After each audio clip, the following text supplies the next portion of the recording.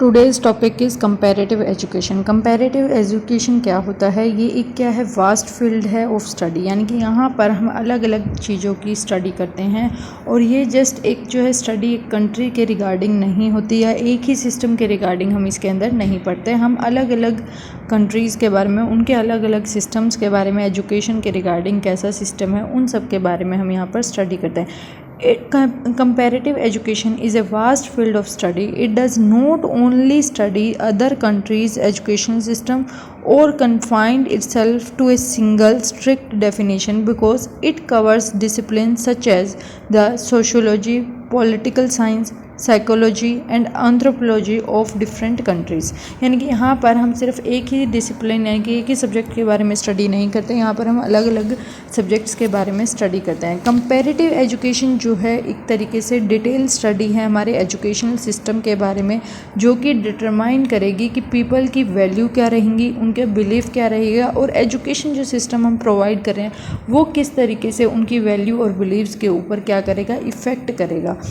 And provide a suitable education, और जो comparative education का मेन एम है कि एक सुटेबल एजुकेशन जो है बच्चों को प्रोवाइड की जाए।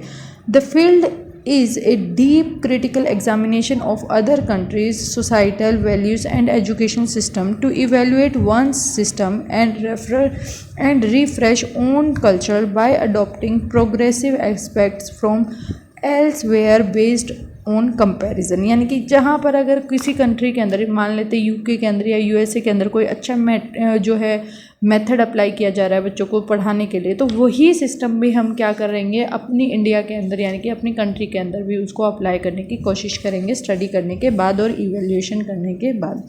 मेनली हमारा जो कंपैरेटिव एजुकेशन का कंसेप्ट है वो यही कहता है कि हम एक कंट्री की एजुकेशन के बारे में या एक उसके सिस्टम के बारे में नहीं स्टडी करेंगे, अलग अलग सिस्टम के बारे में हम यहाँ पर स्टडी करेंगे।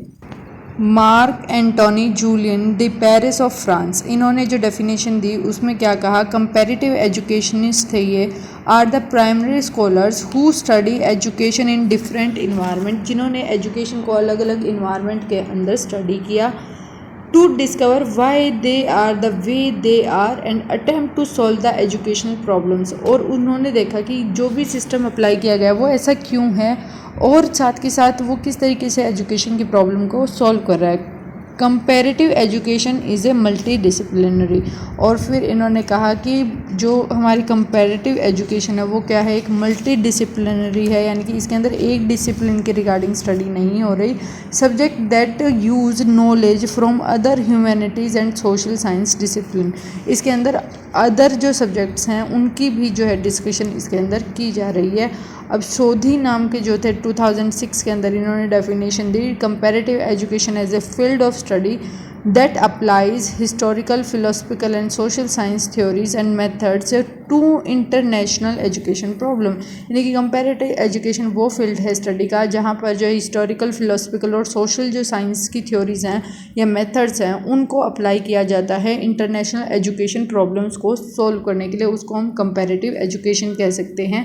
अगर हम ओवरऑल बात करें तो कंपैरेटिव एजुकेशन एक डिसिप्लिन है जिसके थ्रू जो है हम क्या कर रहे हैं, कंपैरिजन कर रहे हैं एजुकेशन सिस्टम का across national boundaries by examining in detail the structure, curriculum, administration, financing and participations to understand the factors and forces that amount for the differences and the similarity in this system of education. यानी कि यहाँ पर बस हम इसी के बारे में स्टडी कर रहे हैं कि किस तरीके से जो है स्ट्रक्चर, करिकुलम, एडमिनिस्ट्रेशन, फाइनेंसिंग या पार्टिसिपेशन जो है किस तरीके से कौन कौन से फैक्टर्स हैं जो अफेक्ट कर रहे हैं एजुकेशन को, जैसे कि फाइनेंशियल कंडीशन, इकोनॉमिक कंडीशन कह सकते हैं, नेशन जो हमारे नेशन है उसके अलावा जो दूसरी कंट्रीज़ हैं उनके जो एजुकेशन सिस्टम को सिमिलैरिटी के साथ देखा जाएगा। Need of comparative education, comparative education की क्या ज़रूरत है, assist in the understanding of one's educational institutions and educational practices, यानी कि किस तरीके के एजुकेशनल इंस्टीट्यूशन है और क्या एजुकेशन प्रैक्टिस जो है फॉलो की जा रही है उसको अंडरस्टैंड करने के लिए हमें कंपैरेटिव एजुकेशन की रिक्वायरमेंट है। Assist in understanding of the factors that are responsible for various educational changes, क्या क्या ऐसे फैक्टर्स हैं जो कि एजुकेशन के अंदर चेंज लाने के लिए जो अफेक्ट कर रहे हैं, यानी कि जैसे कि फाइनेंशियल कंडीशन कंडीशन हो सकती है किसी की भी, इकोनॉमिक कंडीशन कह सकते हैं, या फिर कोई भी हमारी जो है सोशल चेंजेस हैं वो किस तरीके से अफेक्ट करें। नेक्स्ट जो नीड है कंपैरेटिव एजुकेशन का, वो क्या करती है, एजुकेट करती है स्टूडेंट को, टीचर्स को on the procedure through which educational changes occurs. किस तरीके से हम एजुकेशन के अंदर चेंजेस ला सकते हैं। अगर हम क्लासरूम के अंदर जैसे कि हम ट्रेडिशन मेथड के अंदर जस्ट लेक्चर मेथड फॉलो कर रहे थे, बट आज के टाइम पे क्या है, हम अलग अलग तरीके के मेथड्स यूज़ कर रहे हैं जिससे बच्चों को अच्छी तरीके से शिक्षा दी जा रही है। नेक्स्ट आता है contribute not only to the educational development to the society but also to the community general development. ये जो है कंट्रीब्यूट करेगा सिर्फ एजुकेशनल डेवलपमेंट को नहीं, या एक मतलब सोसाइटी को नहीं, बल्कि ये क्या है, कम्युनिटी को जो है जर्नली डेवलप करने में मदद करेगा। नेक्स्ट आता है कंपैरेटिव एजुकेशन जो है सर्व करती है as an academic discipline. Comparative education हमें क्या बताती है कि एकेडमिक डिसिप्लिन किस तरीके के फॉलो करने चाहिए, किस तरीके से हम जो चीज़ों को अचीव कर सकते हैं, क्या सब्जेक्ट्स होने चाहिए। नेक्स्ट आता है कंपैरेटिव एजुकेशन की हमें इसलिए ज़रूरत है क्योंकि ये सॉल्व करेगी वंस एजुकेशनल प्रॉब्लम। अगर कोई एजुकेशन से रिलेटेड कोई भी प्रॉब्लम आ रही है उसको ये सॉल्व करने में मदद करेगी। Open one's eyes to educational philosophies, theories and practice of other countries. ये जो है ये बताएगी कि दूसरे नेशंस के अंदर जो कंपैरेटिव एजुकेशन हम करेंगे वो हमें यही बताएगी कि दूसरे नेशंस के अंदर किस तरीके की फ़िलोसफी, क्या थ्योरीज़ और किस तरीके से वो प्रैक्टिस कर रहे हैं एजुकेशन के रिगार्डिंग। साथ के साथ कंपैरेटिव एजुकेशन मदद करती है स्टूडेंट को भी और टीचर को भी of discipline in gathering reliable information concerning the educational system. यानी कि जो भी रेलेवेंट इंफॉर्मेशन है या रिलायबल इंफॉर्मेशन है, यानी कि जिसको हम सही मान सकते हैं, उस इंफॉर्मेशन को कलेक्ट करने में ये मदद करती है। Help in assisting in the promotion of international relationship. ये जो है प्रमोट करने में मदद करेगी इंटरनेशनल रिलेशनशिप। जैसे कि हमारी एजुकेशन की स्टडी यहाँ पर जिस तरीके से पढ़ाया जाए, अगर यही सेम अमेरिका में या फिर ऑस्ट्रेलिया में, फ्रांस में, इटली में कहीं भी फॉलो किया जा रहा है, तो वहाँ पे जब हम जाएंगे तो वो वहाँ पर क्या है, हेल्प करेगी। और साथ के साथ इंटरनेशनल रिलेशनशिप भी जो है, अंतर्राष्ट्रीय जो भी रिलेशन होंगे वो भी बिल्ड हो पाएंगे दो नेशंस के बीच। नेक्स्ट आता है कंट्रीब्यूट करती है formulation of the countries education system. Country का एजुकेशन सिस्टम बनाने में ये क्या है, मदद करेगी। नेक्स्ट आता है एम्स क्या है एजुकेशन सिस्टम के। अगर हम बात करें कंपैरेटिव एजुकेशन सिस्टम, उसके एम क्या रहेंगे। फर्स्ट होगा to get the knowledge of comparative education. Comparative education क्या होती है उसके बारे में क्या करें, इंफॉर्मेशन लेना सबसे बड़ा एम है। नेक्स्ट आता है to understand our own education system. हमारा खुद का एजुकेशन का कैसा सिस्टम है, इसको समझने में भी जो है ये भी एक एम है कंपैरेटिव एजुकेशन। नेक्स्ट है अंडरस्टैंड द एजुकेशनल प्रॉब्लम। क्या क्या एजुकेशन के रिगार्डिंग प्रॉब्लम चल रही है इंडिया में, उसको भी अंडरस्टैंड करने में कंपैरेटिव एजुकेशन मदद करेगा। नेक्स्ट आता है नेक्स्ट एम है जो अंडरस्टैंड कल्चरल कंटेक्स्ट। कल्चरल किस तरीके का है हमारा, उसके बारे में अंडरस्टैंड करेगा। एम नेक्स्ट इसका है पॉलिटिकल इन्फ्लुएंस क्या है एजुकेशन के, जो हमारी पॉलिटिकल पार्टीज़ हैं जो भी जैसे कि विन करती है, तो उसके बाद किस तरीके का क्या है एजुकेशन के ऊपर उनका इन्फ्लुएंस आ रहा है। नेक्स्ट है to comprehend the education system of other countries. किस तरीके का दूसरी कंट्रीज़ का क्या है एजुकेशन सिस्टम है, ये सारी चीज़ें इसके एम है कि ये सब पता लगाएगी। To view the progress of the world. किस तरीके से जो पूरा संसार है वो प्रोग्रेस कर रहा है। नेशनल कैरेक्टरिस्टिक्स और रोल क्या है एजुकेशन के, कि हम एजुकेशन क्यों दे रहे हैं, क्या रोल है एक्चुअल में। नेक्स्ट है पॉजिटिव और नेगेटिव एस्पेक्ट्स क्या क्या हैं एजुकेशन के। अगर कोई शिक्षित है तो उसका पॉजिटिव एस्पेक्ट क्या है, यानी कि पॉजिटिव पहलू क्या है, या फिर उसका नेगेटिव असर क्या दिखने को मिल रहा है। Next one is comparative education का एम है to help one developing and modifying our own education system. यानी कि यहाँ पे जो है क्या मदद की जाएगी। अगर कंपैरेटिव एजुकेशन का एक और एम यही है कि डेवलप करना और साथ के साथ मॉडिफाई करना, यानी कि कुछ चेंजेस लेके आना अपने एजुकेशन सिस्टम के अंदर। Scope of comparative education. Comparative education का क्या स्कोप रहेगा। The area with in the limit of the question subject action और स्पेस और the chances for the action of the thought. यानी कि यहाँ पे जो कंपैरेटिव एजुकेशन होगी वो क्या करेगी, 5 पहलुओं के ऊपर क्या सब्जेक्ट रहेंगे, क्या क्वेश्चंस रहेंगे, कहाँ तक जो है एक्शन लिया जाएगा, क्या लिमिट्स रहेंगी, क्या हमारे थॉट्स रहेंगे, इन सब के बारे में यहाँ पर स्टडी करेंगे। तो स्कोप के अंदर अगर हम कंपैरेटिव एजुकेशन की बात करें तो 5 पर्सपेक्टिव्स के बारे में यहाँ पर जो है बात की गई है कि 5 कंटेक्स्ट जो है कवर किए जाएंगे। 5 सकते हैं स्ट्रक्चर, एम, कंटेक्ट, कंटेक्स्ट और curriculum and administration, financial, teacher education, ये सभी जो हैं पहलू हैं। अब इनके अलावा जो भी स्कोप है वो है हिस्ट्री ऑफ एजुकेशन। हिस्ट्री क्या है एजुकेशन की, हमारा स्कोप अगर हम बात कर रहे हैं, ये जो अभी हमने 5 प्रोस्पेक्टिव अलग चीज़ है, स्कोप अलग है। तो स्कोप के अंदर फर्स्ट आता है हिस्ट्री ऑफ एजुकेशन। एजुकेशन की हिस्ट्री के बारे में जानना, ये हमारा स्कोप है। कंपैरेटिव एजुकेशन के थ्रू हम इजीली जो है हमारे पास्ट में किस तरीके से पढ़ाया जा रहा था, अब क्या पढ़ाया जा रहा है, किस तरीके से पढ़ाया जा रहा है, उसके बारे में हम स्टडी कर सकते हैं। नेक्स्ट आता है फिलोसफी ऑफ एजुकेशन। एजुकेशन की फ़िलोसफीज़ जो हैं उनके बारे में हम स्टडी कर सकते हैं कि किस तरीके से एजुकेशन जो है डेवलप होती आई, किस तरीके से जो है अलग अलग स्कीम वगैरह आई, पॉलिसीज़ आई एजुकेशन के रिगार्डिंग, वो सारी चीज़ें हम पढ़ सकते हैं। Sociology, anthropology, economics, geography, psychology, statistic, literature, political geography, political जो है जियोग्राफी या इंटरनेशनल रिलेशनशिप, इन सब के बारे में जो है यहाँ पे इंक्लूड किया गया है। इन सब के बारे में हम स्टडी करते हैं। यही स्कोप है हमारे कंपैरेटिव एजुकेशन के। 5 पर्सपेक्टिव की अगर बात करें तो पहला पर्सपेक्टिव क्या रहेगा, the subject matter and the context, this covers the essential component of education system. यानी कि जो हमारा फर्स्ट है सब्जेक्ट मैटर और कंटेक्स्ट के अंदर क्या चीज़ कवर की जाएंगी, एसेंशियल कंपोनेंट, जो बहुत इंपॉर्टेंट कंपोनेंट है उनको कवर किया जाएगा। सच स्ट्रक्चर उसका क्या रहेगा, एम क्या रहेगा, कंटेक्स्ट क्या रहेगा, curriculum, administration, financial, teacher education वगैरह क्या रहेंगी।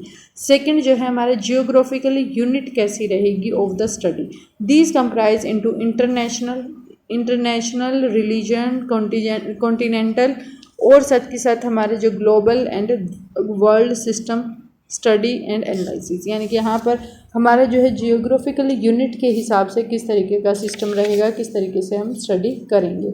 नेक्स्ट है आइडियोलॉजिकल स्कोप के बारे में अगर हम बात करें, this compares the countries education system on the basis of different political party, social and economic ideology. यानी कि एक नेशन की आइडियोलॉजी कैसी है, वो क्या मानते हैं, किस तरीके का उनका सोशली स्ट्रक्चर है, किस तरीके की उनकी पॉलिसीज़ हैं, पॉलिटिकल पार्टीज़ कैसे हैं, या पॉलिटिकल राजनीति जो कंडीशन है वो कैसी है, डेमोक्रेटिक कंट्री है, अनडेमोक्रेटिक कंट्री है, तो उसके बेस पर उनकी आइडियोलॉजी कैसी है उसके बारे में हम पता लगाएंगे। नेक्स्ट आता है थीमेटिक स्कोप, यानी कि इसके अंदर हम यहाँ पे फोकस करते हैं एजुकेशनल थीम्स का। टिपिकली इश्यूज़ और द प्रॉब्लम्स के बारे में हम यहाँ पर देखते हैं कि क्या क्या इश्यूज़ आ रहे हैं जियोग्राफिकल यूनिट्स के अंदर जो डिवाइड हो रखी हैं कंट्रीज़, उनमें क्या क्या इश्यूज़ आ रहे हैं जब हम एजुकेशन के बारे में स्टडी कर रहे हैं या पढ़ा रहे हैं लोगों को। नेक्स्ट है हिस्टोरिकल और द स्पाइटल स्कोप, अगर बात करें ये डील करेगा स्टडी को of the historical development of the discipline from the earliest phase known as the period of travellers tale to the modern phase known as the period of social science. यानी कि historical के बारे में बात करें तो ये एक ट्रेवलर थे टेल्स नाम के, जो कि हिस्ट्री के पीरियड की बात कर रहे हैं हम, वहाँ से लेके और अब मॉडर्न फेज़ की तक की अगर हम बात करें, यानी कि पीरियड ऑफ जिसको हम सोशल साइंस पर्सपेक्टिव कहते हैं, उस तक की स्टडी हम इसके अंदर करते हैं। ये सभी हमारे जो है स्कोप है। तो स्कोप के अंदर हम 5 चीज़ों के बारे में स्टडी करेंगे। फर्स्ट जो होगा वो हम सब्जेक्ट मैटर और कंटेक्स्ट के बारे में स्टडी करेंगे। सेकेंड जो है हम जियोग्राफिकल यूनिट्स के अकॉर्डिंग जो है स्टडी करते हैं। थर्ड जो है आइडियोलॉजी स्कोप किस तरीके का है, थीमेटिक जो स्कोप है वो क्या है, और हिस्टोरिकल या स्पाइरल जो स्कोप है वो किस तरीके के हैं। ये सारे जो हम कंपैरेटिव एजुकेशन के अंदर स्टडी करते हैं। नेक्स्ट आता है पर्पस क्या है कंपैरेटिव एजुकेशन का। कंपैरेटिव एजुकेशन का जो 4 पर्पस हैं, पहला है explaining educational system process outcome, यानी कि यहाँ पे एक्सप्लेन करेंगे कि एजुकेशन सिस्टम क्या है, प्रोसेस, और वो जो उसके बाद एजुकेशन हम दे रहे हैं उसके प्रोसेस के बाद आउटकम उसका रिजल्ट क्या आ रहा है।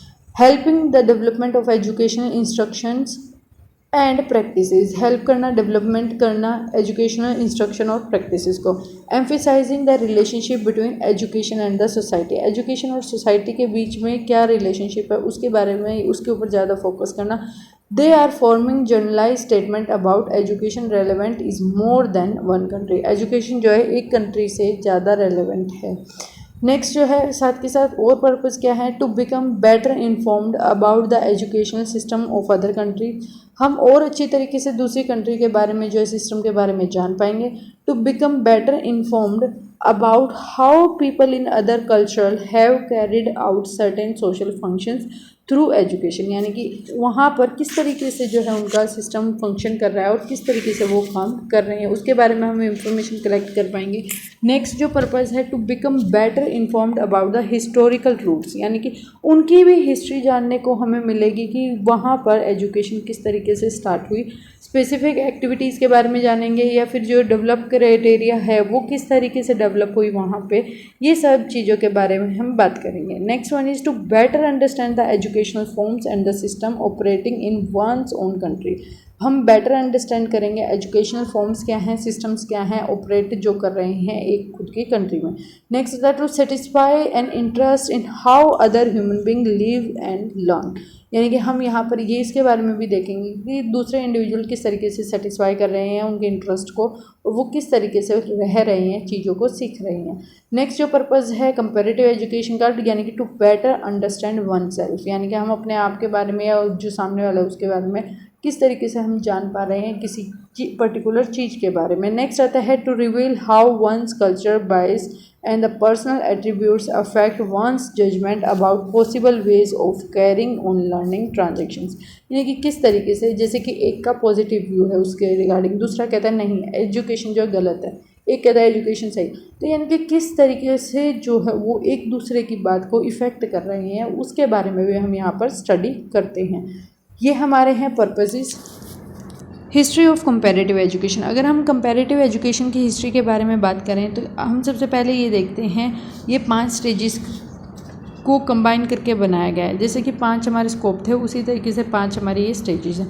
ये स्टेजेस जो हैं आर नॉट टाइम बाउंड, इनके अंदर कोई टाइमिंग नहीं दी गई है। There is no fixed date, कोई फिक्स डेट नहीं है। When one stage and the other begins, यानी कि ऐसा नहीं है कि मान लेते हैं आज 25 डेट है तो 25 को ही ख़त्म हुई है, नेक्स्ट जो है 25 से स्टार्ट हुई है, फिर उसके बाद वो मान लेते हैं 1910 में ख़त्म होती है, 20 में ख़त्म होती है, यानी कि एक पर्टिकुलर डेट नहीं है कि एक स्टेज कब ख़त्म हुई और कब वो दूसरी स्टेज स्टार्ट हुई। तो फर्स्ट स्टेज की अगर हम बात करें, it begin with the traveller tales based on the simple curiosity to know other people and what they did. ये जो ट्रेवलर थे टेल्स नाम के, इनके अंदर एक क्यूरियोसिटी थी कि इनको एक कुछ चीज़ जाननी थी कि हाउ, ये क्या करना चाह रहे थे, to know other peoples and what they did, यानी कि कोई भी इंसान है वो कोई भी काम कर रहा है वो कैसे कर रहा है और वो क्या कर रहे हैं, व्हाट दे डिड, ये जानना उनको, वो चाह रहे थे कि ये किस तरीके से जो है लोग काम कर रहे हैं और कर रहे हैं तो वो क्यों कर रहे हैं, ये सारी जो चीज़ें हैं उनको जाननी थी। Since earliest time, traveler, the statesman, scholar, trader, man in search of adventures have been visiting foreign countries for variety of reasons. They wrote down what they saw for the information of their countrymen. अब देखो बहुत सारे लोग थे उस time पे भी जो ट्रैवल करते थे, चाहे वो स्टेटमैन थे या फिर स्कॉलर्स थे, ट्रेडर्स थे या कोई नॉर्मल इंसान थे, वो सर्च कर रहे हैं, जो भी है रिसर्चर्स वगैरह हम कह सकते हैं, वो एक कंट्री से दूसरी कंट्री के अंदर क्या कर रहे थे, ट्रैवल कर रहे थे। तो वो जो है आकर क्या बताते थे कि दूसरी कंट्री के अंदर इस तरीके से चीज़ें हैं, इस तरीके से मान लेते कोई भी चीज़ें हैं, तो वो वहाँ पर स्टडी करके देखते थे और फिर आकर यहाँ पर इंडिया के लिए लिखते थे, यानी कि इंडियन पीपल को उनकी इंफॉर्मेशन देते थे। जो हुन तेनसिंग थे, इन्होंने ट्रैवल किया 16 ईयर के लिए, 1629 के अंदर ये गए थे और 1645 AD के अंदर ये वापस आए थे थ्रू सेंट्रल एशिया। अब ये कहाँ कहाँ घूमने गए, हुन तेनसिंग जो थे वो कहाँ कहाँ पर घूमने गए, पहला जो था सेंट्रल एशिया में ये घूमे and India and record his observation. अब उन्होंने जो पूरा सेंट्रल एशिया वो घूमे और इंडिया के अंदर भी घूम के गए वो, और उन्होंने क्या ऑब्ज़र्व किया जो भी चीज़ें थी और रिकॉर्ड करी वो observation. Indian education culture form his personal experience and the first hand study. यहाँ पर जो है इनका खुद का पर्सनल एक्सपीरियंस था और फर्स्ट हैंड स्टडी भी जो है इनको यहाँ से प्राप्त हुई। सेकेंड स्टेज जो है अगर हम बात करें, it was prompt by the desire to learn useful lessons. अब यहाँ पर जो है डिज़ायर यानी कि इच्छा क्या थी कि लर्न करें मैं ऐसी चीज़ें जो कि यूजफुल हैं from foreign practices and to borrow ideas for use at home. अब जब दूसरी बार कोई ट्रैवल कर रहा है तो वो क्या सोच रहे हैं, उस टाइम के लोग क्या सोच रहे हैं कि यहाँ पर उनकी इच्छा क्या है कि दूसरी जो कंट्रीज़ हैं उनसे हम सीखें यूज़फुल चीज़ें जो भी हैं और अपनी कंट्री के अंदर उनको प्रैक्टिस की जाए। The beginning of 19th century was marked with the beginning of the second stage. जब 19th सेंचुरी की बिगिनिंग होती है तो उस टाइम पे सेकंड स्टेज स्टार्ट हुई। सेकंड स्टेज के अंदर क्या था, मेनली नेशनलिज्म के बारे में बात की गई और नेशनल सिस्टम ऑफ एजुकेशन को जो है डेवलप किया गया। इसके अंदर सबसे मेन यही चीज़ बताई गई है कि दूसरी कंट्रीज़ की जो भी इंफॉर्मेशन थी बोरो की गई, उनके आइडियाज़ को लेकर आया गया और ख़ुद की यहाँ पर रिफॉर्म्स लाए गए एजुकेशन सिस्टम के अंदर। जो भी इंसान वहाँ पर जाता था वो बस एजुकेशन सिस्टम को नोटिस करके आता था कि किस तरीके का वहाँ पर सिस्टम है और उसी मेथड्स को जो है स्टडी के अंदर फॉलो किया जाने लगा। नेक्स्ट जो हमारी थर्ड स्टेज है वो इंटरनेशनल एजुकेशन को cooperation of the cause of the world harmony and the mutual improvement among the nations, यानी कि यहाँ पे हार्मनी यानी कि शांति और म्यूचुअल इम्प्रूवमेंट लाने की कोशिश की गई नेशंस के बीच में। उसके रिगार्डिंग जो है थर्ड स्टेज है। The third stage of development of comparative education was concerned with breaking down barriers, यानी कि जो भी बाधाएं थी उनको कम करना, that divide the nation from the nation through the systematic process of collecting, publishing and distributing information on the foreign countries। यानी कि यहाँ पर मेन यही टारगेट था कि जो भी बैरियर्स रुकावटें आ रही हैं उनको रिमूव किया जाए। नेक्स्ट आता है इंटरनेशनल कमीशन ऑन एजुकेशन बनाया गया, एक questionnaire of for collecting data on which the international commission would based it's recommendation, यानी कि एक क्वेश्चनरी प्रिपेयर किया गया कि किसके बेसिस पर जो है एक तरीके से क्या रिकमेंडेशंस वगैरह दे सकते हैं। इंस्टीट्यूशन टू ट्रेन टीचर्स के लिए टीचर्स को ट्रेनिंग देने के लिए इंस्टीट्यूशंस वगैरह को अप टू डेट मेथड के साथ जो है मॉडिफाई करना। A multilingual journal to disseminate information, यानी कि मल्टीलिंगुअल एक से ज़्यादा लैंग्वेज के अंदर जर्नल्स को जो है पब्लिश कर देना। द फोर्थ स्टेज, अब हम बात करते हैं फोर्थ स्टेज के अंदर। फोर्थ स्टेज क्या थी? It was a search for the force and the factor that shaped the national education system since the beginning of the 20th century. अब 20th सेंचुरी की स्टार्टिंग में ही ये क्या था, क्या क्या फोर्सेस हैं उनको सर्च किया, फैक्टर्स क्या क्या है जो कि एक नेशन की एजुकेशन को शेप कर रहे हैं, एक सिस्टम को बना रहे हैं, उसके बारे में जो है सर्च किया गया। Explain the wide variety of search system. The main concern was to understand the international of society, interaction of the society and the education by analyzing the historical and comparative education contemporary factors। यानी यहाँ पे क्या किया गया, society और education को analyse किया गया, उसके हिस्टोरिकल और कंपेरेटिव जो कंटेम्पररी फैक्टर्स थे वो क्या क्या हैं जो अफेक्ट कर रहे हैं एजुकेशन को। अब फिफ्थ स्टेज की बात करें, लेटेस्ट स्टेज भी हम इसको कह सकते हैं। इसके अंदर जो है सोशल साइंस एक्सप्लेनेशंस वगैरह देखने को मिलेंगी। It is in the relation between the education and the society is explained by the application of scientific empirical and quantitative methods of economic, political, sociology and other social science. यानी कि यहाँ पे latest method quantitative education के बारे में यहाँ पर जो है स्टडी किया गया। Next one is last and the latest stage जो है quantitative data, problem of methodology, hypothesis, relationship of the society and the education, role of education in the development and the large scale research वगैरह के बारे में यहाँ पर हमने study की। यानी कि हमारी जो है टोटली मिलाकर 5 स्टेजेस थी। फर्स्ट स्टेज जो थी सबसे पुरानी हिस्टोरिकल हमारी स्टेज है। उसके बाद जिसके अंदर हमने क्या स्टडी किया, ओनली जो है ये देखने के लिए विज़िट किया फॉरेन कंट्रीज़ में कि कौन सा नेशन किस तरीके से क्या है काम कर रहा है, और साथ ही साथ उनको जो है ऑब्ज़र्व किया। और हुआन टन सिंह थे जो ट्रैवलर थे, उन्होंने 1629 से लेकर 1645 AD के अंदर जो है ट्रैवल किया सेंट्रल एशिया और इंडिया के अंदर, और उन्होंने ऑब्ज़र्व करके अपना एक्सपीरियंस जो है लिखा। सेकंड स्टेज के अंदर यहाँ पर जो है लर्न यूज़फुल लेसन्स का, यानी कि दूसरी कंट्रीज़ के अंदर कौन कौन से लेसन प्रैक्टिस किए जा रहे हैं और उन्हीं को कॉपी पेस्ट करने का काम यहाँ पर किया गया। थर्ड स्टेज के अंदर international harmony and mutual improvement के लिए जो है हमारी थर्ड स्टेज को डेवलप किया गया। और फोर्थ स्टेज थी उसके अंदर जो है हमारी नेशनल एजुकेशन सिस्टम को किस तरीके से हम शेप कर सकते हैं। और मेन कंसर्न था कि सोसाइटी और एजुकेशन को एनालाइज करना कि उसके हिस्टोरिकल और कंटेम्प्रेरी फैक्टर्स क्या क्या हैं। और फिफ्थ और लास्ट स्टेज में हमने कहा कि सोशल साइंस एक्सप्लेनेशन दी गई यहाँ पे। और साथ के साथ जो हमारी एजुकेशन है उसका किस तरीके से एप्लीकेशन है scientific empirical quantitative methods of economic political science sociology और अदर सोशल साइंस सब्जेक्ट्स के साथ। यह इसी के साथ हमारा जो है ये टॉपिक जो है कंप्लीट होता है। Next topic is factors influencing education system of a country. एक कंट्री का जो है एजुकेशन सिस्टम के ऊपर कौन कौन से फैक्टर जो है अफेक्ट करेंगे। फर्स्ट आता है मॉरल फैक्टर। मॉरल फैक्टर जो है कुछ कंट्रीज़ जो है एम्फेसिस कर रही थी कि वो मॉरल प्रिंसिपल्स को फॉलो करें, कुछ कंट्रीज़ जो है एम्फेसिस कर रही थी कि वो रिलीजियस प्रिंसिपल्स को फॉलो करें।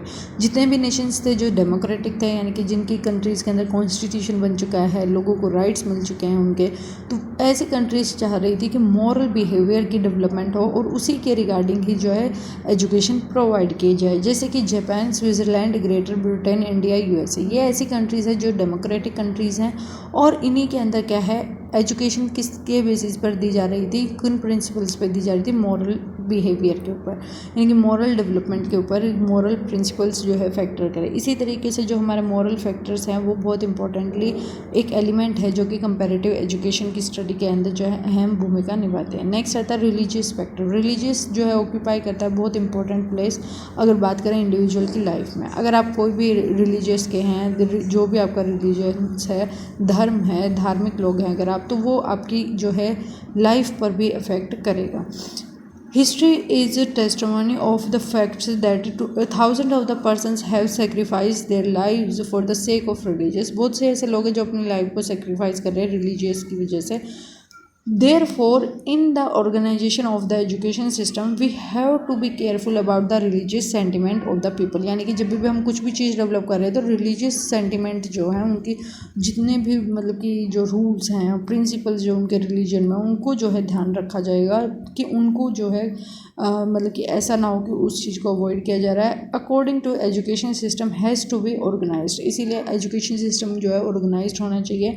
Needless to the remark that the religious sentiments of the people have to be honoured in any education system. अगर कोई भी चीज़ है उनके रिलीजन में तो आपको उसको ऑनर देना ही पड़ेगा। The religious factor can not be ignored. Religious factors को इग्नोर नहीं कर सकते। कंपैरेटिव एजुकेशन की अगर हम डिस्कशन करें कि अलग अलग जो है रिलीजियस है उनकी लॉयल्टीज़ हैं वो given birth to the various education system. और इसी वजह से जो अलग अलग रिलीजियस सिस्टम को भी रिलीजियस जो सिस्टम है एजुकेशन सिस्टम भी अलग अलग तरीके के हुए रिलीजन की वजह से अलग अलग कंट्रीज़ में पूरे वर्ल्ड में। अगर इंडिया की बात करें तो मुस्लिम्स जो हैं उनके लिए मकतबाज हैं जिनके अंदर वो वहाँ पर स्टडी करते हैं बच्चे। इसी तरीके हिंदू हैं, हिंदू के जो स्टूडेंट हैं वो कहाँ जा रहे हैं, स्कूल्स के अंदर स्टडी करें। तो वो जो है एजुकेशन भी रिलीजियस के बेस पर ही दी जाने, वो अलग से एजुकेशन जो है गेन कर रहे थे। नेक्स्ट जो फैक्टर इन्फ्लुएंस करता है वो है humanism. Towards the close of the Middle Age, humanities ideas were spread in Europe with the view to make man force of blind superstition and to base his life on scientific ways। यानी कि उसकी जो life होगी वो scientific way के ऊपर base रहेगी। This spiritual ultimately wanted to give full scope for the development of individuals. यानी कि यहाँ पे ह्यूमनिज्म यानी कि हम एक इंसान हैं इसके ऊपर सबसे ज़्यादा फोकस किया गया। Humanism keeps human welfare as its prime aim. Humanism जो है अगर इंसानियत वाला हम अगर फैक्टर को देखेंगे तो वो वेलफेयर ही करेगा, उसका प्राइमरी एम यही है कि सभी की भलाई हो। नेक्स्ट आता है नेशनलिज्म। फैक्टर्स भी अफेक्ट करते हैं कंपैरेटिव एजुकेशन को। For strengthening the sense of the unity the spirit of nationalism is created in a country. एक कंट्री के अंदर जो है नेशनलिज्म की स्पिरिट हम जो है क्रिएट कर सकते हैं। या तो अलग अलग नेशंस हैं उनके अलग अलग जो है एजुकेशन सिस्टम उसके ऊपर भी रहेगा। This is evidence in India particularly after 1947. Here there is a various caste, religion, language. According to our aim regarding education and the curriculum special attention is given to the development of their sense of unity of the children. यानी कि जो यहाँ पर main focus है education का unity का ही रहेगा कि हम सब एक हैं. The factor of nationalism influence the system of education and its study is important in comparative education. और इसीलिए जो है हम नेशनलिज्म इन्फ्लुएंस यहाँ पर हो रहा है एजुकेशन सिस्टम के अंदर, और इसीलिए यहाँ का जो कंपैरेटिव एजुकेशन है वो पढ़ना बहुत इंपॉर्टेंट है, और ये भी एक फैक्टर है जो कि इफ़ेक्ट करता है. नेक्स्ट है democratic factor. Political equality plus में सोशल यूनिटी, यानी कि यहाँ पर ओनली एक पॉलिटिकल इक्वालिटी का फैक्टर नहीं रहेगा, सोशल यूनिटी का भी फैक्टर रहेगा. First come USA, Britain, France, India etcetera, because it's particular kind of democratic ideology. यहाँ पर जो एक तरीके की आइडियोलॉजी फॉलो होती है उसी के अकॉर्डिंग जो है जो हमारी कंट्री है वर्क करती है एजुकेशन के ऊपर. Each country has nurtured special type of education. सब ने अलग अलग तरीके की काइंड ऑफ एजुकेशन देने का अलग से स्ट्रक्चर बनाया हुआ है. The difference found in their educational pattern are because of their different democratic faith. इनकी जो एजुकेशन सिस्टम है उनके अंदर अंतर इसी वजह से क्योंकि ये अलग अलग चीज़ों में बिलीव करते हैं, which are quite evident in this different aims organisation and the content of the education. जो कि हम देख सकते हैं कि उनका एम भी अलग रहेंगे, ऑर्गेनाइजेशंस भी अलग हैं जो एजुकेशन प्रोवाइड करती है, और कंटेंट भी जो है वो भी अलग रहेगा जो उनको पढ़ाया जाता है.